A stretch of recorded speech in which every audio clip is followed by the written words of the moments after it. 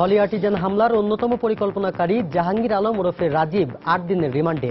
গুলশান হামলায় জড়িত এই প্রথম জীবিত কেউ গ্রেফতার। আগামী নির্বাচনে দলের ইশতেহার নিয়ে কাজ করছে আওয়ামী লীগ, জানালেন প্রধানমন্ত্রী। নির্বাচনের প্রস্তুতি নিতে নেতাকর্মীদের নির্দেশ।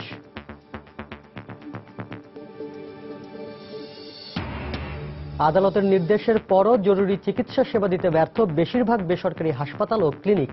ব্যবসায়ী মানসিকতাকে দুষলেন ভুক্তভোগীরা। তুরাগ তীরে বিশ্ব ইজতেমায় লাখো মুসল্লির ইবাদত বন্দেগী। রোববার আখিরি মোনাজাত, ২১টি বিশেষ ট্রেনের ব্যবস্থা। এবং বাংলাদেশের নাগরিকত্ব আইনের খসড়া নিয়ে প্রবাসীদের মাঝে চরম উৎকণ্ঠা। শঙ্কিত হবার কিছু নেই বললেন নিউ ইয়র্কে নিযুক্ত কনসাল জেনারেল।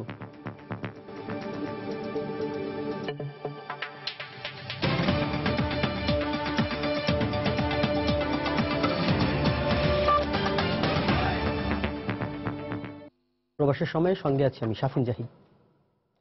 গুলশানের হলি আর্টিজান হামলার অন্যতম পরিকল্পনাকারী জাহাঙ্গীর আলম ওরফে রাজীব গান্ধীকে ৮ দিনের রিমান্ডে নিয়েছে পুলিশ। শুক্রবার রাতে টাঙ্গাইল থেকে তাকে গ্রেফতার করে পুলিশের কাউন্টার টেরোরিজম ইউনিট। এর মাধ্যমে গুলশান হামলার পরিকল্পনাকারীদের মধ্যে প্রথম কাউকে জীবিত গ্রেফতার করা হলো। আতিকুর রহমান তমালের রিপোর্ট। গুলশানের অমন ভয়াবহ জঙ্গি হামলার ঘটনা প্রথম দেখে বাংলাদেশ। সেই ঘটনায় প্রত্যক্ষ ও পরোক্ষভাবে জড়িত থাকার অভিযোগে এখন পর্যন্ত ১৭ জনের নাম শোনা গেছে গণমাধ্যম ও পুলিশের তরফে। তাদেরই একজন জাহাঙ্গীর আলম ওরফে রাজীব গান্ধী। পুলিশের পক্ষ থেকে বলা হয়েছে, শুক্রবার রাতে জাহাঙ্গীরকে টাঙ্গাইলের এলেঙ্গা থেকে আটক করা হয়। সে ছিল ৯০ জেএমবির উত্তরাঞ্চলীয় সামরিক কমান্ডার। গুলশানের হামলায় জাহাঙ্গীর অন্তত ২ জন হামলাকারীকে সরবরাহ করে বলে সংবাদ সম্মেলনে জানানো হয়েছে। যেহেতু পুলিশই মূলত কথিত জিহাদি কার্যক্রমের পক্ষে বাধা সৃষ্টি করছে, কাজেই পুলিশের উপরে হামলা, কিছু পুলিশ হত্যা করে ভয় পাইয়ে দেওয়ার নির্দেশ দেওয়া হয়েছিল। জাহাঙ্গীর আলমকে এই কাজেরই কমান্ডার করে ঢাকায় নিয়ে আসা হয়েছিল। গত রাতে আমাদের কাছে খবর ছিল যে সে আবার ঢাকায় আসছিল। এখন কি কারণে আসছিল সেটি হয়তো জিজ্ঞাসাবাদের মাধ্যমে জানা যাবে। শুধু গুলশান নয়, শোলাকিয়ার ঈদ জামাতে হামলা এবং উত্তরাঞ্চলের অন্তত ২২টি হামলার ঘটনায় জাহাঙ্গীর প্রত্যক্ষ বা পরোক্ষভাবে জড়িত। জাপানি নাগরিক হোসিকুনিও হত্যার সে অন্যতম পরিকল্পনাকারী। পঞ্চগড়ের পুরোহিত যজ্ঞেশ্বর হত্যা, দিনাজপুরের হোমিও চিকিৎসক ধীরেন্দ্রনাথ হত্যা, রাজশাহী বিশ্ববিদ্যালয়ের অধ্যাপক রেজাউল করিম সিদ্দিকী হত্যা সহ মোট ২২টি হত্যা কিংবা হত্যা প্রচেষ্টার কথা ইতিমধ্যে সে স্বীকার করেছে। গুলশান হামলার ইন্ধনদাতা হিসাবে যে ১৭ জনের নাম শোনা গেছে, তাদের মধ্যে ১৩ জন ইতিমধ্যেই কথিত বন্দুকযুদ্ধে নিহত হয়েছে। বাকি ৪ জনের মধ্যে জাহাঙ্গীর বাদে পলাতক রয়েছে ৩ জন। হলি আর্টিজানে এখন পর্যন্ত এই ঘটনার সাথে অন্যতম মাস্টারমাইন্ড হিসেবে জীবিত এই প্রথম গ্রেফতার আমাদের। সেই দিক থেকে সে এই মামলার তদন্তের ক্ষেত্রেও খুব গুরুত্বপূর্ণ। পুলিশের পক্ষ থেকে আরো জানানো হয়েছে, গুলশান হামলার দিন জাহাঙ্গীর তার পরিবার সহ বসুন্ধরার আস্তানা থেকে শেওড়াপাড়ার দিকে আশ্রয় নেয়। জাহাঙ্গীরের বাড়ি গাইবান্ধা জেলার গোবিন্দগঞ্জে। পরেনি কিংবা নিহত হয়। আতিকুর রহমান তামাল, সময় সংবাদ, ঢাকা। বলে আমরা আশা করছি। গুলশানের হলি আর্টিজান হামলার অন্যতম পরিকল্পনাকারী জাহাঙ্গীর আলম ওরফে রাজীব অনেকদিন ধরেই নজরদারিতে ছিল বলে জানিয়েছে স্বরাষ্ট্রমন্ত্রী আসাদুজ্জামান খান কামাল। তিনি জানান, নির্দেশনা অনুযায়ী তাকে টাঙ্গাইল থেকে গ্রেফতার করেছে কাউন্টার টেরোরিজম ইউনিটের কর্মকর্তারা। শনিবার সকালে রাজধানীর রামকৃষ্ণ মিশনে এক অনুষ্ঠানে তিনি কথা বলেন। জঙ্গি কিংবা মানুষ হত্যা করার উদ্যোগ নিচ্ছে কিংবা যারা ষড়যন্ত্র করছে, সবগুলোকে আমরা টার্গেট নিয়ে আমরা কাজ করছি। তা রাজীব গান্ধীকে আমরা অনেক দিন ধরে খুঁজছিলাম। রাজীব গান্ধী আমাদের হাতে, আমাদের গোয়েন্দাদের নির্দেশ অনুযায়ী আমরা তাকে পেয়েছি। জঙ্গি অর্থায়নের কথা বলছেন, এটা নিয়ে আমরা কাজ করছি। শুধু আমরা নয়, সারা বিশ্বে এটা কাজ করছে। আমাদের ব্যাংকগুলো, আমাদের যেখানে অর্থ লেনদেন হয়, সবগুলোতে আমরা নজর দিচ্ছি যে কারা কিভাবে এই অর্থ লেনদেন হয়। আগামী নির্বাচনে দলের ইশতেহার কি হবে সেটি নিয়ে কাজ করছে আওয়ামী লীগ, একথা জানিয়েছেন দলের সভাপতি ও প্রধানমন্ত্রী শেখ হাসিনা।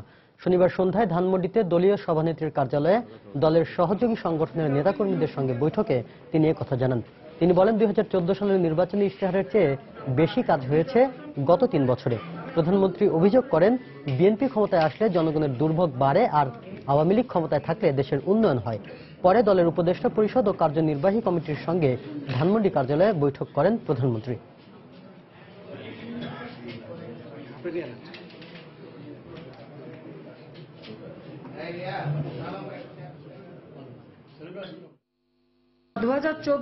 আমাদের যে নির্বাচন ইস্তাহার সে কাজও কিন্তু এই 3 বছরে আমাদের যে 3 বছর পূর্তি হলো, এই 3 বছরে আমরা কিন্তু সে কাজগুলিও অনেক ক্ষেত্রে আমরা যা বলেছি তার থেকে বেশি করেছি। এখন আবার সামনে ইলেকশন, আমাদের আগামী ম্যানিফেস্টো আমরা কি করব সেগুলি আমাদের এখনই চিন্তা ভাবনা হচ্ছে। 75-এর পরে যারা সরকারে আসছে তারা তো ক্ষমতায় আসছে অবৈধভাবে, সংবিধান লঙ্ঘন করে। তারা আসছে লুটপাট করতে, দুর্নীতি করতে, নিজের আখের গোছাতে। এখানে হচ্ছে বিরাট তফাৎ আওয়ামী লীগের সাথে ওই বিএনপি জামাত জোট থেকে শুরু করে এদের। এ কারণে আওয়ামী লীগ আসলে উন্নতি হয়, মানুষ ভালো থাকে, আর ওই বিএনপি ক্ষমতা আসলে মানুষের দুর্ভোগ বাড়ে, এটা খুব স্বাভাবিক। তো লুটেরা যখনই আসবে তখনই দেশের মাটিও খাবলে খাবে। ওয়ার্ল্ড ইকোনমিক ফোরামের 47তম সম্মেলনে প্রথমবারের মতো যোগ দিতে যাচ্ছে বাংলাদেশ। এ উপলক্ষে 5 দিনের সফরে রোববার সুইজারল্যান্ডের উদ্দেশ্যে ঢাকা ছাড়বেন প্রধানমন্ত্রী শেখ হাসিনা। শনিবার সকালে পররাষ্ট্র মন্ত্রণালয়ের এক সংবাদ সম্মেলনে মন্ত্রী আবুল হাসান মাহমুদ আলী একথা জানান। এই আমন্ত্রণ একদিকে যেমন বিশ্ব মানচিত্রে বাংলাদেশের শক্তিশালী ভূমিকা ও অবস্থানকে প্রতিফলিত করে, অন্যদিকে তেমনি মাননীয় প্রধানমন্ত্রীর দূরদর্শী নেতৃত্ব যে আজ তাকে বিশ্ব দরবারে এক অনন্য আসনে বসিয়েছে তারও ইঙ্গিত বহন করে। মাননীয় প্রধানমন্ত্রী পানি অর্থনীতি, টেকসই উন্নয়ন, আঞ্চলিক সহযোগিতা, জলবায়ু পরিবর্তন মোকাবেলা, তথ্য প্রযুক্তি এবং নারী নেতৃত্ব ও ক্ষমতায়ন বিভিন্ন প্লেনারি ও প্যানেল সেশনে অংশগ্রহণ করবেন।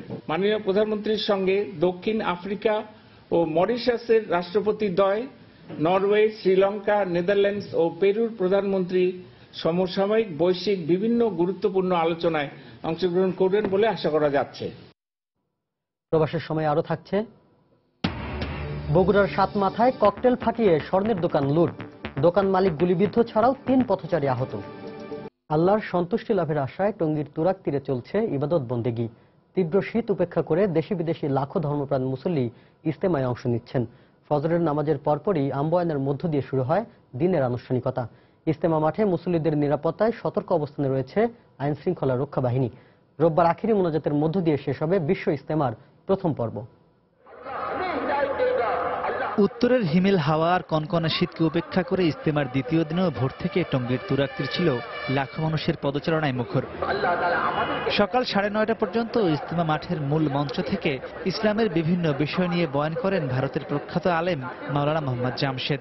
1 ঘন্টা বিরতিতে শুরু হয় খিত্তায় খিত্তায় দিনী আলোচনা, যেখানে দেশ বিদেশ থেকে আসা মুরব্বীরা ঈমান, আমল, আখলাক ও দিনের উপর গুরুত্ব আরোপ করে বয়ান করেন। জীবনে অনেক উল্টাপাল্টা চলছি, কিন্তু এই ইজতেমা রাসূলুল্লাহ যখন আল্লাহ আমাকে একবার নিষ্পাপ করে দেয়, আর আমার জীবনটা ঈমান আমলের সাথে আমার জীবনটা সাজাইতে পারি। ঠান্ডাটা খুব বেশি লাগছে, আত্মাও ঠান্ডা হয়ে গেছে। আল্লাহ রাস্তা আসলে আর সমস্যা কি, একদম মাইনে আসছি, কুরবানি করে আসছি। আর কোন আশা নেই, শুধু জাহান্নাম হতে পারছি আল্লাহকে ভাইবার জন্য। মায়ানমার যে নির্যাতন হচ্ছে মুসলমানরা, তাদের জন্য আমরা দোয়া করি। আল্লাহর কাছে আমরা চাবো যে আল্লাহ আমাদের এই মুসলমান ভাইদের তুমি রক্ষা করো।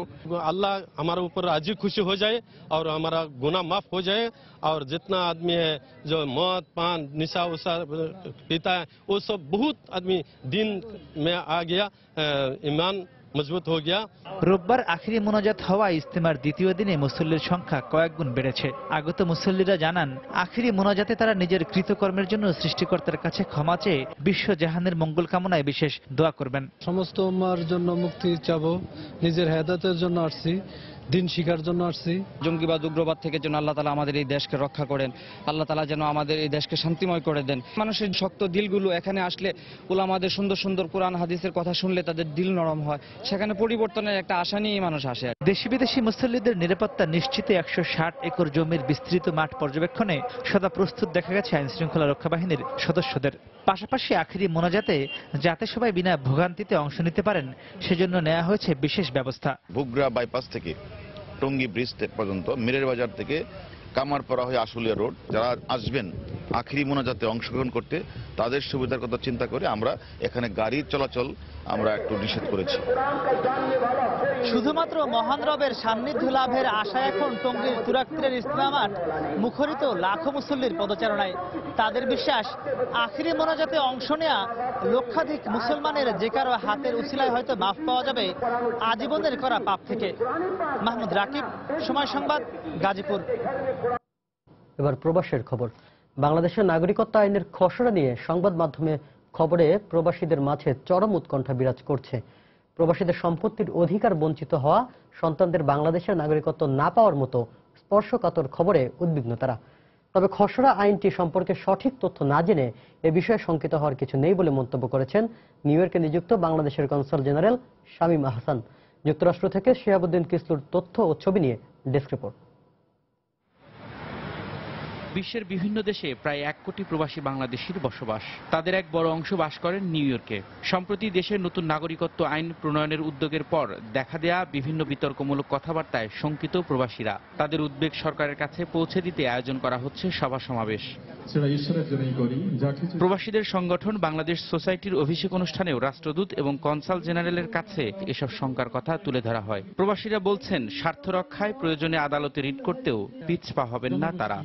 তো তাদের স্বার্থ রক্ষার জন্য সরকারের এমন সিদ্ধান্তকে ভুল আখ্যা দিয়ে প্রবাসীরা বলছেন, এতে মারাত্মকভাবে ক্ষতির মুখে পড়বে দেশ। রেমিটেন্স পাঠায় এবং আমরা যে ইনভেস্ট করি বাংলাদেশে, সেখান থেকে বাংলাদেশ ও অনেকাংশে বঞ্চিত হবে। দ্বৈত নাগরিকতা যেটা ঘটনাটা, এটা যেন বাতিল না হয়। বার্ধক্য বয়স হবে আমাদের, তখন দেশে গিয়ে আমরা থাকবো, এটাই আমাদের সকলের একটা ইচ্ছা। বাংলাদেশের কোনো নাগরিক অন্য দেশের নাগরিকত্ব গ্রহণ করলে তার সম্পত্তিগত যে বিষয়টা, সেখানে একটা জটিল অবস্থা সৃষ্টি করার সম্ভাবনা আমরা মনে করি। আমাদের সাংবিধানিক অধিকার নষ্ট হবে এবং সমস্ত প্রবাসীদেরকে নিয়ে আমরা অবশ্যই এর বিরুদ্ধে প্রতিরোধ গড়ে তুলব। তবে নিউ ইয়র্কে নিযুক্ত বাংলাদেশের কনসাল জেনারেল বলছেন, প্রবাসী বান্ধব সরকার এ ব্যাপারে সজাগ রয়েছেন। আমরা এ পর্যন্ত অফিসিয়ালি বা ফর্মালি কোনো ধরনের প্রজ্ঞাপন বা গেজেট নোটিফিকেশন বা কোনো ডকুমেন্ট আমরা এ পর্যন্ত পাইনি। প্রবাসী বাংলাদেশিদের চিন্তিত বা কনসার্ন হওয়ার কোনো কারণ আমি দেখছি না। প্রধানমন্ত্রী শেখ হাসিনা এবং তার সরকার প্রবাসী বান্ধব একটি সরকার। শুধু যুক্তরাষ্ট্র থেকে বছরে $2.4 বিলিয়ন রেমিটেন্স যায় দেশে, আর সারা বিশ্ব থেকে 1 কোটি প্রবাসী প্রায় $1400 কোটি রেমিটেন্স পাঠিয়ে থাকেন। বাংলাদেশি মুদ্রায় যা 1,11,060 কোটি টাকা। তাদের সময় সংবাদ, নিউ ইয়র্ক, যুক্তরাষ্ট্র। দর্শক, যুক্তরাষ্ট্রে বসবাসরত বাংলাদেশি অভিবাসীদের দ্বৈত নাগরিকত্ব নিয়ে কথা বলতে নিউ ইয়র্ক সময় স্টুডিওতে এসেছিলেন যুক্তরাষ্ট্র সুপ্রিম কোর্টের আইনজীবী নাজমুল আলম। আমরা এখন দেখে নেব সেই সাক্ষাৎকারটি।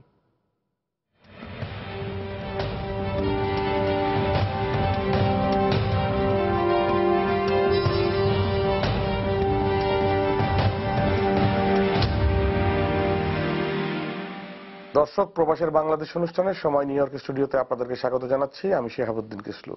আজকে আমাদের সাথে আলোচনায় অতিথি হিসেবে রয়েছেন যুক্তরাষ্ট্র সুপ্রিম কোর্টের আইনজীবী অ্যাটর্নি নাজমুল আলম। নাজমুল আলম, আপনাকে স্বাগত আমাদের স্টুডিওতে। ধন্যবাদ আপনাকে। দর্শক, আজকে আমরা আলোচনা করব দ্বৈত নাগরিকত্ব এবং সাংবিধানিক অধিকার। অ্যাটর্নি নাজমুল আলম, আপনি আমাদেরকে প্রথমেই একটু এই যুক্তরাষ্ট্রের নাগরিকত্ব বিষয়ে আমাদেরকে একটু জানাবেন যে এখানকার নাগরিকত্ব আইনটা কেমন। যুক্তরাষ্ট্রের সুপ্রিম কোর্টের অ্যাটর্নি হিসাবে আমি এটা বলতে পারি যে যুক্তরাষ্ট্রের সুপ্রিম কোর্টে তাদেরকেই অ্যাডমিশন দেওয়া হয় অ্যাটর্নি হিসাবে যারা যুক্তরাষ্ট্রের অর্থাৎ আমেরিকান সংবিধান সম্বন্ধে যাদের সম্পূর্ণ জ্ঞান আছে। যুক্তরাষ্ট্রের নাগরিকত্ব অধিকারপ্রাপ্ত যে সমস্ত লোকজন আছে, এটা দুইভাবে হতে পারে। একটা হচ্ছে জন্মসূত্রে, আর অপরটি হচ্ছে আপনার ন্যাচারালাইজেশন অর্থাৎ অভিবাসন সূত্রে। তো জন্মসূত্রে যারা নাগরিক, তারা নাগরিক, এখানে দ্বিমতের কিছু নাই। আর যারা অভিবাসন সূত্রে অর্থাৎ ন্যাচারালাইজেশনের মাধ্যমে যারা নাগরিকত্ব পেয়ে থাকেন, তাদেরকে নাগরিকত্ব পাওয়ার পূর্বে তাদেরকে শপথ নিতে হয় যেন তারা অন্য যে কোনো দেশের নাগরিকত্ব তারা বর্জন করছেন। তো এইখানে অনেকেই অনেক সময় প্রশ্ন করে, তাহলে দ্বৈত নাগরিকত্ব অথবা ডুয়েল সিটিজেনশিপটা কোত্থেকে আসলো? অ্যাকচুয়ালি যুক্তরাষ্ট্রের ডুয়েল সিটিজেনশিপ বলে এরকম কোনো কিছু ওদের ইয়েতে নাই। মানে সংবিধানে নেই যে আপনি ডুয়েল সিটিজেনটা আপনি রাখতে পারবেন অথবা এটা আপনাকে গিভ আপ করতে হবে। কিন্তু ওদের সংবিধানে যেটা আছে সেটা হচ্ছে যে আপনি যদি রাষ্ট্রীয় কোনো পর্যায়ের যদি কোনো ক্ষমতায় অথবা রাষ্ট্রীয় কোনো নির্বাচনে আপনি যদি অংশ নিতে চান তাহলে আপনাকে এই দেশের প্রতি অনুগত থাকতে হবে। সেই ক্ষেত্রে তারা অন্য যে কোনো দেশের নাগরিকত্বের প্রতি আপনার যদি থাকে, আপনার আনুগত্য থাকে, সেটা আপনাকে পরিহার করতে হবে। তো সেই ক্ষেত্রেই কিন্তু ওরা ওই দ্বৈত নাগরিকত্ব অর্থাৎ ডুয়েল সিটিজেনশিপটাকে ওরা মানে এনকারেজ করে না। কিন্তু আবার এমনও কোনো কথা নেই যে যেখানে লেখা আছে যে আপনি যুক্তরাষ্ট্রের নাগরিকত্ব পাওয়ার সূত্রে আপনার অন্য দেশের নাগরিকত্ব আপনাকে পরিহার করতে হবে, অর্থাৎ আপনাকে বর্জন করতে হবে।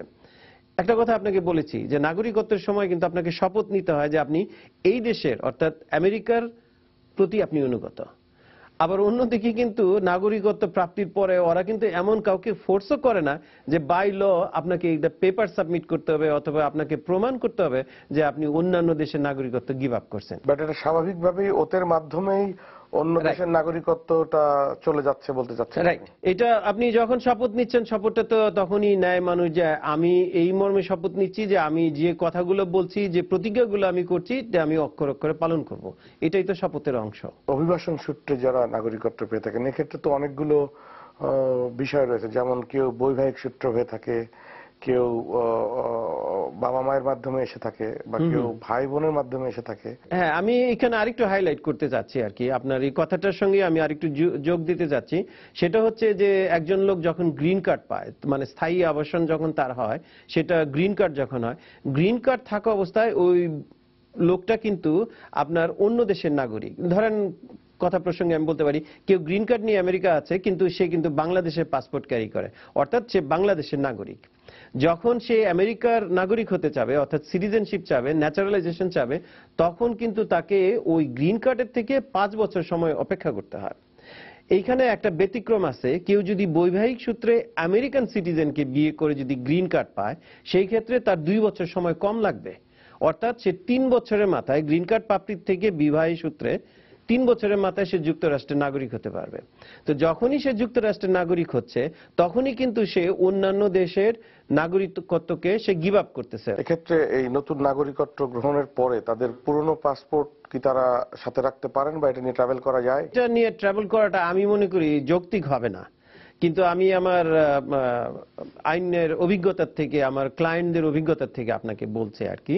শপথ গ্রহণের আগে তারা যে জিনিসগুলা কালেকশন করে সেই জিনিসগুলা কালেকশন করে তারা হচ্ছে যে গ্রিন কার্ড, তারপরে আপনার পুরনো ওয়ার্ক কার্ড, তারপরে কোনো ট্রাভেল ডকুমেন্ট, রি এন্ট্রি পারমিট, মানে ইমিগ্রেশন সংক্রান্ত, আমেরিকান ইমিগ্রেশন সংক্রান্ত যত কাগজপত্র আছে তারা সব জিনিসই নিয়ে নেয়। সারপ্রাইজিংলি, আশ্চর্যজনকভাবে যে জিনিসটা, একটা জিনিস তারা রিকোয়ার করে না, সেটা হচ্ছে আপনার দেশের পুরনো পাসপোর্ট।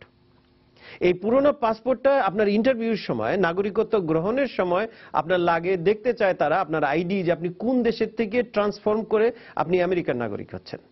এখন আপনার প্রশ্নের জবাবেই আমি এটা বলতে পারি যে কেউ যদি বাংলাদেশের পাসপোর্ট, তার যদি আনএক্সপায়ার্ড পাসপোর্ট যদি থাকে, সে যদি সেই পাসপোর্টটা নিয়ে সে যদি রেখে দেয় এবং সেটা যদি সে শো আপ না করে, কারণ এটা রিকোয়ার্ড না, এটা তারা চায় না, পরবর্তীতে যে সে যদি বাংলাদেশ সরকারের কাছ থেকে সেই পাসপোর্ট যদি রিনিউ করে অথবা এটা যদি সে কন্টিনিউ করে, আমার জানা মতে এমন কোন এনফোর্সমেন্ট নাই যে আমেরিকানরা এটা আবার খুঁজে বের করে যে কেন তোমার অন্য দেশের পাসপোর্ট আছে। তবে আমি আপনার কথার সাথে আমি একমত যে তাদের কিন্তু এই একসঙ্গে 2টা দেশের পাসপোর্ট নিয়ে ট্রাভেল করা উচিত হবে না। এই জন্যই উচিত হবে না, আপনি যে কোনো ইন্টারন্যাশনাল বর্ডারে গেলে আপনি ওই যে সিকিউরিটি অফিসার এবং যে ইমিগ্রেশন অফিসার আছে তাদেরকে আপনি কনফিউজ করে ফেলবেন যে আপনি অ্যাকচুয়ালি কোন দেশের নাগরিকত্বটা আপনি চাচ্ছেন। তবে হ্যাঁ, প্রশ্ন আছে এখানে, সেই প্রশ্নটা ওইখানেই আসে যখন আপনি বাংলাদেশে যাবেন। যেমন আমার মতো যে বাংলাদেশে জন্ম নিয়ে আমেরিকাতে এসছে, পড়াশোনা করে তারপরে আমেরিকাতে নাগরিকত্ব নিয়েছে, আমার তো অবশ্যই আমার দেশের প্রতি আমার টান থাকবেই, no matter what. Bangladesh belongs to me, I belongs to Bangladesh. এখন আমার যে কোনো দেশে আমি নাগরিকত্ব নেই না কেন, বাংলাদেশ সবসময় আমার হৃদয়। তো সেই ক্ষেত্রে যদি কেউ আবেগপ্রবণ হয়ে যদি আপনার বাংলাদেশের নাগরিকত্ব নেয় এবং সেটাকে সে যদি ডুয়েল সিটিজেন হিসাবে ইউজ করে, তো এটা অনেকটা আবেগের এবং ব্যাপার রয়ে গেছে আপনার, তার মানসিক। এছাড়া জন্মসূত্রে তার তো অধিকার রয়েছে জন্মসূত্রে জন্মসূত্রে যে অধিকারটা আছে এই অধিকারটা কিন্তু যদি আপনি অন্য দিক থেকে বলেন সেটা হচ্ছে যে সে তো আবার ওই অধিকারটাকে তখন সে আবার গিভ আপ করতেছে যখন সে আমেরিকার নাগরিকত্ব নিচ্ছে। কাজে এইখানে যে জিনিসটা রয়ে গেল সেটা রয়ে গেল যে একটা আইনগত প্যাচ এইখানে একটা তৈরি হলো। তো এই প্যাচটা কিভাবে তৈরি হলো এইটা ডিপেন্ড করে যে কে অ্যাকচুয়ালি লটা এনফোর্স করতেছে। এখন যদি আপনি আমেরিকান ল এনফোর্স করতে চান আপনি তাহলে 100% আপনার আমেরিকান ওয়েতে আপনার যে লগুলো আছে সেটা ফলো করতে হবে। অন্যদিকে আমি রেসপেক্টফুলি বলতেছি আপনি যেটা বললেন যে জন্মসূত্রে অবশ্যই আমি আমার জন্মসূত্রের যে অধিকার আছে যে দাবি আছে এটা আমি কোনোদিনই ছাড়বো না, এটা সবসময় আমার কাছে থাকবে। এইখানে এখন বিবেচ্য হচ্ছে যে মাননীয় বাংলাদেশ সরকার এটাকে কিভাবে নেয়। তো মাননীয় বাংলাদেশ সরকার যদি এটাকে তারা এমন কোনো আইন করে যে আইনে অন্যান্য প্রবাসী যারা এই দেশে এসে নাগরিকত্ব নিয়েছে তাদের জন্মগত অধিকার কে যদি খর্ব করা হয় তো অবশ্যই এটা বলবো যে তাহলে তার বার্থ রাইট যেটা আছে সেটাকে খর্ব করা হচ্ছে। যেমন অনেকে আছেন যে দীর্ঘদিন প্রবাসে থাকার পরে প্রায় 10 বছর বা 15 বছর বা 5 বছর থাকার পরে তারা পরে বাংলাদেশে চলে যান এবং বাংলাদেশে গিয়ে তারা নির্বাচন করতে চান, সেই বিষয়টিকে আপনি কিভাবে দেখেন? যদি কেউ ইউএস পাসপোর্টধারী হয়, এখানে কথা আছে, কেউ যদি ইউএস পাসপোর্টধারী হয় তাহলে আমি বলবো যে এই ব্যাপারটা বাংলাদেশ সরকারের বিবেচনার বিষয় আছে। এইটা সম্পূর্ণভাবে 100% বাংলাদেশ সরকারের এখতিয়ারভুক্ত, এইখানে কারো কিছু বলার নাই। কারণ বাংলাদেশ সরকার তখন বলতে পারে যে আপনি আরেক দেশের পাসপোর্ট ক্যারি করেন, আপনি ওই দেশের 100% সুবিধা নিচ্ছেন, এই দেশে এসে আপনি আবার নীতি নির্ধারণ যে বডিটা সে বাংলাদেশের এমপি বলেন, ইউনিয়ন পরিষদের চেয়ারম্যান বলেন অথবা ইউনিয়ন পরিষদের মেম্বারই বলেন না কেন, সে জনপ্রতিনিধি, আপনি আবার এই দেশে প্রতিনিধিত্ব করতে যাচ্ছেন, তাহলে আপনার ইন্টারেস্টটা কোন দিকে? কিন্তু এটা আবার অন্যদিকে হচ্ছে যে আপনি যেটা বললেন যে কেউ যদি 10-15, আমি অনেকেই জানি যে 40 বছর আছে আমেরিকাতে কিন্তু আমেরিকার সিটিজেনশিপ তারা নেয় নাই, তারা এখনো বাংলাদেশের পাসপোর্ট ক্যারি করে, তাদের কাছে বাংলাদেশের পাসপোর্ট। তো আমেরিকার গ্রিন কার্ডটার অর্থ হচ্ছে এই যে আপনাকে এই দেশে স্থায়ীভাবে বসবাসের অনুমতি। ওই সমস্ত ক্ষেত্রে আমি মনে করি যে তাদের একটা দাবি আছে দেশের প্রতি, এই জন্যই তাদের দেশের প্রতি এবং দেশের ভোটাধিকারের প্রতি, দেশের জনপ্রতিনিধিত্বের প্রতি তাদের দাবিটা ওই হিসাবে আসতে পারে যে আমি তো ওই দেশে আছি কোনো একটা কারণে, পারিবারিক কারণে, বৈবাহিক কারণে, অর্থনৈতিক কারণে, what ever the reason, even 40 years, long Times, কিন্তু আমার আনুগত্য 100% তো বাংলাদেশে রয়ে গেছে বলেই আমি তো এখনো বুকের মধ্যে বাংলাদেশের পাসপোর্ট ক্যারি করতেছি। নাজমুল আলম, আপনাকে অনেক ধন্যবাদ আপনার গুরুত্বপূর্ণ আলোচনার জন্য। ধন্যবাদ আপনাকেও, সেই সাথে সময় টেলিভিশনের সমস্ত দর্শক শ্রোতা আপনাদের সবাইকেই ধন্যবাদ। দর্শক, আজকের মতো এখানেই বিদায় নিচ্ছি, আবারও দেখা হবে নতুন কোনো অতিথিকে সাথে নিয়ে। সেই পর্যন্ত সুস্থ থাকুন, ভালো থাকুন।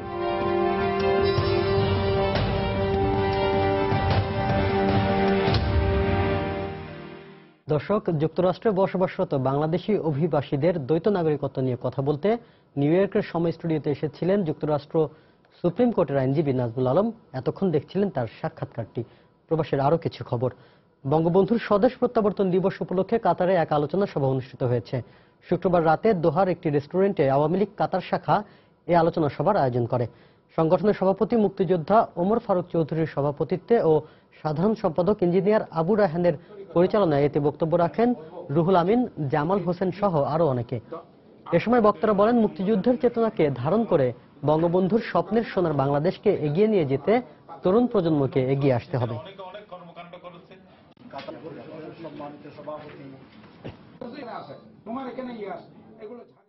সৌদি আরবের রিয়াদে স্বেচ্ছাসেবী সামাজিক সংগঠন হিসেবে আত্মপ্রকাশ করল প্রবাসী নারায়ণগঞ্জ জেলা আদর্শ সংগঠন। শনিবার এই উপলক্ষে রিয়াদের লাইলাতি কমিউনিটি সেন্টারে সংগঠনটির অভিষেক ও পরিচিত সভা অনুষ্ঠিত হয়। এতে প্রধান অতিথি হিসেবে উপস্থিত ছিলেন সৌদি আরবে নিযুক্ত বাংলাদেশ দূতাবাসের রাষ্ট্রদূত গোলাম মসিহ। বিশেষ অতিথি হিসেবে উপস্থিত ছিলেন বাংলাদেশ বিমানের রিজিওনাল ম্যানেজার হেলাল উদ্দিন, সোনালী ব্যাংকের সৌদি আরব শাখার জেনারেল ম্যানেজার আব্দুল ওয়াহাব সহ আরো অনেকে।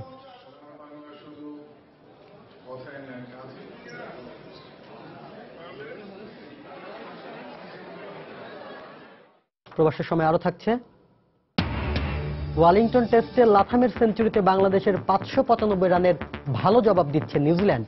তৃতীয় দিন শেষে টাইগাররা এগিয়ে 303 রানে।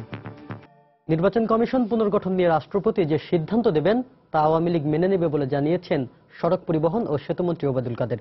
শনিবার দুপুরে সুনামগঞ্জের জগন্নাথপুরে কুশিয়ারা নদীতে সেতু নির্মাণ কাজের উদ্বোধন শেষে একথা বলেন তিনি। মহামান্য রাষ্ট্রপতি যেটাই করবে আমরা সেটাই মেনে নেব। যে ইলেকশন কমিশন তিনি গঠন করবেন, আমাদের নেত্রী শেখ হাসিনা পরিষ্কার তাকে বলে দিয়েছেন আমরা সেটাই, যে রূপ উপযুক্ত আপনি মনে করবেন সেই রূপ পাবে। যা উপযুক্ত বলে আপনি মনে করে সংবিধান অনুযায়ী সেটাই আমরা মেনে নেব, আমাদের বিরুদ্ধে গেলেও মেনে নেব। বিএনপিকে ধ্বংস করে দেওয়ার ষড়যন্ত্র কখনোই সফল হবে না, এমন মন্তব্য করে দলের মহাসচিব মির্জা ফখরুল ইসলাম আলমগীর বলেছেন, সময় সুযোগ মতো রাজপথের আন্দোলনে আবারও সোচ্চার হবেন তারা। শনিবার দুপুরে রাজধানীর ইঞ্জিনিয়ার্স ইনস্টিটিউশন মিলনায়তনে এক অনুষ্ঠানে তিনি একথা বলেন। এই সরকার তার ফ্যাসিস্ট বাহিনী দিয়ে নির্মম অত্যাচার নির্যাতনে বিএনপিকে ধ্বংস করার জন্য কাজ করছে, কিন্তু সেটা কোনোদিনই সম্ভব হবে না। আন্দোলন করতে তো রাজপথে আসতেই হবে। আমরা রাজপথে আসছি, আমরা প্রতিবার রাজপথে আসছি, সময় মতো সুযোগ মতো আমরা অবশ্যই আবারও রাজপথে আসবো। একটা কথা খুব পরিষ্কার করে বলতে পারি, we are committed, will fight to the last. আমরা গণতন্ত্রকে ফিরিয়ে আনবার জন্য, যারা আমাদের আদর্শকে বাস্তবায়িত করবার জন্য আমাদের জীবনের শেষ রক্তবিন্দু দিয়ে হলেও আমরা সেই সংগ্রাম করবো, লড়াই করবো। দুর্নীতিমুক্ত দেশ গঠনে আইন মেনে চলার প্রতি গুরুত্ব আরোপ করেন দুর্নীতি দমন কমিশন দুদক চেয়ারম্যান ইকবাল মাহমুদ। শনিবার সকালে রাজধানীর বনানীতে কানাডিয়ান ইউনিভার্সিটি অব বাংলাদেশের ক্যাম্পাসে প্রতিষ্ঠানটির আয়োজিত ক্যারিয়ার ইন ল শীর্ষক এক সেমিনারে একথা বলেন তিনি। প্রধান অতিথির বক্তব্যে তিনি বলেন, দুর্নীতি প্রতিরোধে শুধু আইন প্রণয়নই নয়, মানসিকতার পরিবর্তন জরুরি। অনুষ্ঠানে বাংলাদেশ ব্যাংকের সাবেক গভর্নর ডক্টর আতিউর রহমান বলেন, ব্যবসা সম্পর্কিত আইনে অস্পষ্টতা থাকায় এর সুযোগ নিচ্ছে একটি স্বার্থান্বেষী মহল। দেশের সাধারণ মানুষের স্বার্থে এ সম্পর্কিত আইনের সঠিক ব্যবহার প্রয়োজন। সেমিনারে association of private universities of বাংলাদেশের চেয়ারম্যান শেখ কবির হোসেন সহ অতিথিদের মধ্যে আরো অনেকে উপস্থিত ছিলেন।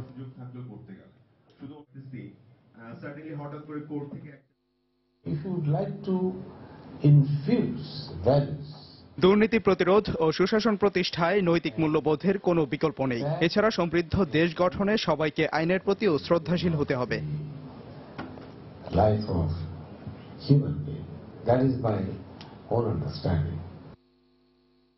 উচ্চ আদালতের নির্দেশের পরও গুরুতর আহত রোগীদের জরুরি চিকিৎসা সেবা দিতে ব্যর্থ হচ্ছে রাজধানীর বেশিরভাগ বেসরকারি হাসপাতাল ও ক্লিনিক। পর্যাপ্ত সরঞ্জাম, যোগ্য চিকিৎসা কর্মী ও অভিজ্ঞ চিকিৎসকের অভাবেই রোগীরা পড়ছেন বিপাকে। স্বাস্থ্য অধিদপ্তর বলছে, অনিয়মের কথা জানা থাকলেও আইনের মারপ্যাচে তারা কোনো ব্যবস্থা নিতে পারছে না। তরিকুল ইসলামের ক্যামেরায় আহমেদ সালেহিনের রিপোর্ট। এই বাচ্চারা যখন কেমিক্যালকে অসুস্থ পড়ছিল, আমরা তখন মাতালে শিশু মাতৃ ক্লিনিকে নিয়ে গেছিলাম। তো পরে ওরা আমাদেরকে আবার ট্রান্সফার করে আমার ঢাকা মেডিকেল পাঠাই দিচ্ছে, ওদের নাকি ইনস্ট্রুমেন্ট নেই। এ ধরনের অভিযোগ নিত্যদিনের। উচ্চ আদালতের নির্দেশনা থাকলেও প্রাথমিক চিকিৎসা দিতে ব্যর্থ হয়ে রোগীকে এক হাসপাতাল থেকে অন্য হাসপাতালে পাঠিয়ে দেওয়ার চিত্র স্বাভাবিক ঘটনা। সবগুলো না হলেও রাজধানীর বেসরকারি হাসপাতালগুলো নামকাওয়াস্তে কিছু সরঞ্জামাদি আর মেডিসিন চিকিৎসক দিয়ে চালাচ্ছে জরুরি বিভাগ। কোথাও জরুরি বিভাগের দেয়ালে সাঁটানো আছে চিকিৎসার পূর্বেই ডাক্তারের ফি জমা দেওয়ার নির্দেশনা। একটি জরুরি বিভাগে যা যা থাকা প্রয়োজন তার বেশিরভাগই থাকে না বেসরকারি হাসপাতালগুলোতে, যেগুলোর মধ্যে অন্যতম ইকুইপমেন্ট পার্ট, ইমার্জেন্সি মেডিসিন বাক্স, সিটি স্ক্যান অথবা এমআরআই এবং এক্সরে সুবিধা, যা নিজেদের হাসপাতালই থাকতে হবে। প্রাইভেট যেগুলো জিনিস যেটাই বলেন ব্যবসার বাইরে তো পুরোটাই না। পাশে পপুলার একটা আলোক আছে, আমরা যে রাস্তার মতো ওখান থেকে আর্জেন্ট যদি লাগে সিটি স্ক্যান মেমোরি সেটা করে নিই। আর এই জরুরি বিভাগের এসব অনিয়মের বিষয়ে কথা বলেন একজন বিশেষজ্ঞ চিকিৎসক। ইমার্জেন্সি গুলোর অনেক সময় ইমার্জেন্সি অবস্থা থাকে, এই বিষয়ে আসলে আমাদের সচেতনতা হওয়া অনেক বেশি জরুরি এবং এই বিষয়ে পর্যাপ্ত জনবল তৈরি করাও খুব বেশি দরকার। হাসপাতালগুলোর বিরুদ্ধে কেন ব্যবস্থা নেওয়া যাচ্ছে না সে বিষয়ে যুক্তি দেন স্বাস্থ্য অধিদপ্তরের হাসপাতাল ও ক্লিনিক বিভাগের পরিচালক। বেসরকারি স্বাস্থ্য সেবা আইন যেটা 1982, যেটা ইমার্জেন্সি সার্ভিস থাকতে হবে, কিভাবে থাকবে এরকম কোনো কিছু কিন্তু বলা নেই, যার জন্য আমরা আইনগতভাবে তাদেরকে কিছু বলতে পারতাম। কোনো রোগী যদি আসে তাকে জরুরি সেবা কিন্তু তাকে দিতে হবে। তবে রুটিন মাফিক এসব হাসপাতালের বিরুদ্ধে দ্রুত ব্যবস্থা নেওয়ার আশ্বাস দেন তিনি। চিকিৎসা সেবা নিয়ে যখন করা হয় ব্যবসা, তখন নিরুপায় হয়ে পড়েন সাধারণ মানুষ। সমস্যাগুলো নিয়ে বিশ্লেষকদের বিশ্লেষণ এবং গণমাধ্যমে উঠে আসার মধ্যেই শুধু সীমাবদ্ধ না থেকে সংশ্লিষ্টদের কার্যকরী পদক্ষেপ হতে পারে নাগরিক অধিকার নিশ্চিতের অন্যতম পন্থা, এমনটাই মনে করছেন সাধারণ মানুষ। আহমেদ সালেহিন, সময় সংবাদ, ঢাকা। বগুড়ায় একটি জুয়েলারি দোকানে ককটেল ছুড়ে স্বর্ণালংকার ও টাকা লুট করে নিয়ে গেছে ডাকাতরা। দোকান মালিক গুলিবিদ্ধ সহ আহত হয়েছেন আরও 3 পথচারী। এ ঘটনায় একজনকে আটক করেছে পুলিশ। প্রত্যক্ষদর্শীরা জানান, শনিবার শহরের সাতমাথায় গোল্ডেন মার্কেটের আল হাসান জুয়েলার্সের সামনে মাইক্রোবাসে করে 10 থেকে 15 জনের একটি দল হামলা করে। এ সময় পরপর 10 থেকে 11টি ককটেল বিস্ফোরণের শব্দ শুনতে পায় স্থানীয়রা। ডাকাত দলটি প্রথমে দোকানে ঢুকে মালিক গুলজার হোসেনের পায়ে গুলি নিক্ষেপ করে।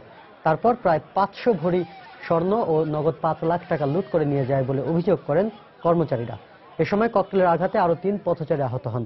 তাদের উদ্ধার করে শহীদ জিয়াউর রহমান মেডিকেল কলেজ হাসপাতালে ভর্তি করা হয়েছে। এদিকে শাহজাহানপুর উপজেলা থেকে গুলিবিদ্ধ অবস্থায় এক ডাকাতকে আটক করেছে পুলিশ। এ সময় কিছু মালামাল উদ্ধার করা হয়েছে বলেও জানিয়েছে পুলিশ সুপার আসাদুজ্জামান। বাকিদের আটক করতে পুলিশ অভিযান চালাচ্ছে।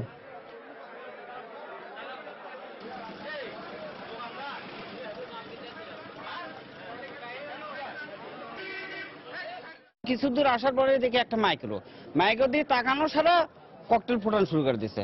তারপরেই কমপক্ষে 5টা আরো 8-10টা এমন ভাবে পড়লো, সেগুলো আরো সাউন্ড বেশি। তারপর আমরা এগুলো ফেলা দিয়ে থুয়ে আর জীবনের নিরাপত্তার জন্য দৌড় দিতে মার্কেটের মধ্যে যায়। মাঘের প্রথম দিন, কিন্তু সনাতন পঞ্জিকার হিসেবে দিনটি পৌষ সংক্রান্তি। প্রতি বছরের মতো এবারও দিনটিকে পুরান ঢাকায় উদযাপিত হয়েছে সাকরাইন উৎসব। দিনভর রঙিন ঘুড়িতে আকাশ ছোঁয়ার খেলায় মেতেছিল পুরান ঢাকাবাসী। আর শনিবার সন্ধ্যায় আতশবাজির রঙিন আলোক ছটা আর ফানুসে মাতোয়ারা ছিল পুরো এলাকা। সাইফুল ইসলামের ক্যামেরায় আরো জানাচ্ছেন রাশেদ বাপ্পি। আকাশের দিকে তাকালেই যেন চোখে ধাঁধা লাগে। একটি নয়, দুটি নয়, আকাশ জুড়ে হাজারো বর্ণিল ঘুড়ি। রঙে রঙিন আকাশ, এ যেন আকাশ ছোঁয়ার উৎসব, আকাশ দখলের উৎসব। ভোর থেকে সন্ধ্যা অবধি চলে ঘুড়ি উড়ানোর খেলা। মাঞ্জা দেওয়া সুতোয় চলে কাটাকাটির এ প্রতিযোগিতা। পৌষ সংক্রান্তিকে কেন্দ্র করে পুরান ঢাকাবাসীর এই আনন্দ উৎসব 100 বছরের ঐতিহ্য। বয়স, ধর্ম, বর্ণ নির্বিশেষে ছেলে বুড়ো সবাই সামিল হন এই উৎসবে। আর এসবের মাধ্যমেই ঘুচে যায় প্রজন্মের ব্যবধান। ঘুড়ির উৎসব আসলে জামাইদেরকে লাটাই ঘুরটি দিয়ে তারা আমরা বরণ করে দিতাম। আমরা নিজেরা অনুষ্ঠানে উৎসবে থাকি এবং আমার ছেলেরা অংশগ্রহণ করে, আমার বাবা দাদা সবাই মিলে আমরা এই ঘুড়ি উৎসবে আনন্দ করে থাকি। বাচ্চারা আনন্দ করে, আমরা আনন্দ করি, সবাই মিলে সবাই সাথে একসাথে আমরা সবাই মিলে সবাই আনন্দ করি। সময়ের পরিক্রমায় সূর্য ডুবলেও উৎসবে নামে না অন্ধকার। কেক কেটে বিদায় জানানো হয় পৌষ, আর বরণ করে নেওয়া হয় মাঘ মাসকে। রাতে আতশবাজি আর ফানুসে উৎসব পায় ভিন্ন মাত্রা। মুখে কেরোসিন আর হাতে আগুন দিয়ে তৈরি অগ্নিগোলক দেখে উচ্ছ্বসিত সবাই। অনেক ভালো লাগতেছে, অনেক সুন্দর লাগতেছে। এদিকে আসতে অনেক মনটা ভালো হয়ে গেছে। সকাল 5টা থেকে শুরু হয় প্রায় গান টান, তারপরে ঘুড়ি ওড়ায়, তারপরে এই যে এখানে ডিজে হয়, রাতে নাচানাচি হয়, এগুলো সব মিলে অনেক ভালো লাগে। রাতের বেলা ফ্যামিলি সকলে মিলে সবাই আর নাচ গান করে থাকি। 14 জানুয়ারি একটা দিনের জন্য অপেক্ষা করি, সব কাজ টাজ ফেলে এই একটা দিনে সময় বের করে আমরা সবাই একসাথে হই। যুগের পরিক্রমায় চলা সাকরাইন উৎসব বেঁচে থাকুক পুরান ঢাকাবাসীর প্রাণে, বেঁচে থাকুক বাঙালির অন্তরে। রাশেদ বাপ্পি, সময় সংবাদ, ঢাকা।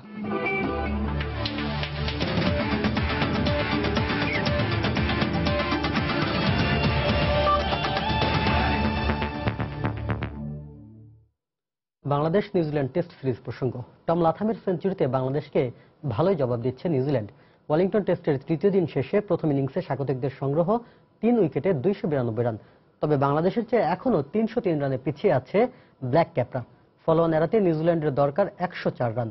এর আগে সাব্বির রহমানের 50-তে টেস্ট ইতিহাসে নিজেদের দ্বিতীয় সর্বোচ্চ 8 উইকেটে 595 রান করে প্রথম ইনিংস ঘোষণা করে টাইগাররা। মোস্তাফিজুল হক আকাশের ক্যামেরায় আরো জানাচ্ছেন হুমায়ুন কবির রোজ। স্বপ্নিল এক দিনের পর তৃতীয় দিনে নতুন যাত্রা বাংলাদেশের, কিন্তু হলো না মনের মতন। দিনের অষ্টম ওভারে আউট তাসকিন আহমেদ। তবে এক প্রান্ত আগলে আগ্রাসী ব্যাটিং পদ্মাপাড়ের ছেলে সাব্বির রহমানের।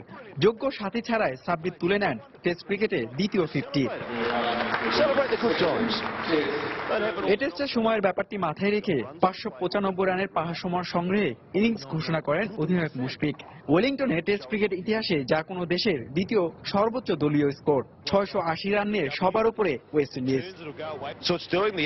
জবাবে ব্যাটিংয়ে নেমে চমক দেখল কিউইরা। পেস সহায়ক উইকেটে যেখানে নিউজিল্যান্ড স্পিনার এনেছিল ৬৮তম ওভারে, সেখানে প্রথম ওভারে বাংলাদেশে মেহেদী মিরাজ, টম লাথাম আর রাভালের শুরুটা তাই সাবধানী। তবে অভিষেকের প্রথম ওভারে স্পিড স্টার তাসকিন কাটিয়ে দিয়েছিলেন রাভালকে, কিন্তু সহজ ক্যাচটা নিতে পারেননি সাব্বির। তাই বাংলাদেশকে ব্রেক থ্রুর জন্য অপেক্ষা করতে হলো রাব্বির প্রথম ডেলিভারি পর্যন্ত। ওই জিত রাভালকে ফেরান তিনি ব্যক্তিগত 24 রানে। এরপর লাথাম আর অধিনায়ক কেন উইলিয়ামসন সময়ের ব্যবধানে জমে উঠছিলেন উইকেটে, কিন্তু 50-র পরপরই তাসকিনের অভিষেক উইকেটে পরিণত হয়ে প্যাভিলিয়নে ফিরতে হয় কেন উইলিয়ামসনকে। 131 রানে 2 উইকেট হারানোর পর চোখের অস্ত্রোপচার করে আন্তর্জাতিক ক্রিকেটে ফেরা রস টেইলরের সাথে দারুণ সখ্যতা গড়ে তোলেন টম লাথাম। তবে ভয়ানক হয়ে ওঠার আগে অভিজ্ঞ টেইলরকে ব্যক্তিগত 40 রানে ফিরিয়ে দেন রাব্বি। নিউজিল্যান্ডকে ফলো অন করানোর স্বপ্ন ফিকে হতে থাকে ওপেনার টম লাথামের এমন গা জ্বালানো ব্যাটিংয়ে। কিউইদের হয়ে লাথাম তুলে নেন টেস্ট ক্যারিয়ারে 6 নম্বর সেঞ্চুরি। শেষ বিকেলে ওয়েলিংটনের আকাশে মেঘ জমলেও উইকেট নামক আলোর আর দেখা পায়নি টাইগার বোলাররা। সঙ্গে হতাশা বাড়ে নিকোলসকে ফেরানোর কিছু সুযোগ হারানোয়। টম লাথাম 119 আর নিকোলস 35 রান নিয়ে চতুর্থ দিনে বাংলাদেশে বাকি রান শোধ করতে মাঠে নামবেন। এখনো বিশাল ব্যবধানে পিছিয়ে নিউজিল্যান্ড। বাংলাদেশের স্পিনাররা নিষ্প্রভ থাকলেও তাসকিন, রাব্বির, সুভাশিসদের মতো অনভিজ্ঞ পেস আক্রমণ মন্দ নয়।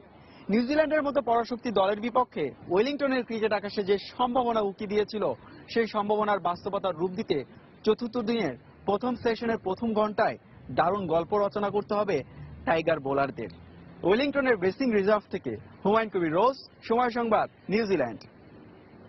দর্শক, এই পর্যায়ে শীর্ষ সংবাদগুলো জানিয়ে দিচ্ছি আরেকবার।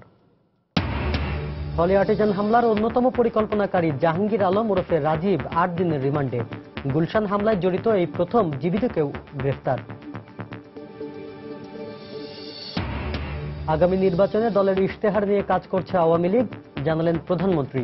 নির্বাচনের প্রস্তুতি নিতে নেতাকর্মীদের নির্দেশ।